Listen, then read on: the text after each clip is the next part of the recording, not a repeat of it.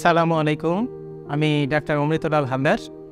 আমি নবজাতক ও শিশু বিশেষজ্ঞ হিসাবে বারডেম জেনারেল হাসপাতাল 2 সেগুনবাগিচাতে কর্মরত আছি ডগ টাইমের সাথেও। কোনো কারণে এখন যদি বাচ্চার ঠান্ডা লেগেই যায় তাহলে আপনি কিভাবে বুঝবেন? ঠান্ডা সাধারণত আমরা সবাই বুঝতে পারি। সাধারণত সর্দি হয়, কাশি হয়, সাথে জ্বর থাকতে পারে, অল্প বা কম, বা একটু বেশি জ্বরও থাকতে পারে। অনেক সময় এটা বেশি খারাপও হয়ে যেতে পারে। অনেক সময় কাশিটা এত বেশি হয় যে বাবা মা খুবই দুশ্চিন্তাগ্রস্ত হয়ে পড়ে। তার মধ্যে শ্বাসকষ্টও হতে পারে। শ্বাসকষ্ট হলে এটা খুবই মারাত্মক, আমরা সবসময় চিন্তা করি। তো এই ব্যাপারগুলো দেখলে আপনি বুঝতে পারবেন যে আপনার বাচ্চা ঠান্ডা লেগেছে। ভালো থাকুন, ভালো থাকুক আপনার সন্তান।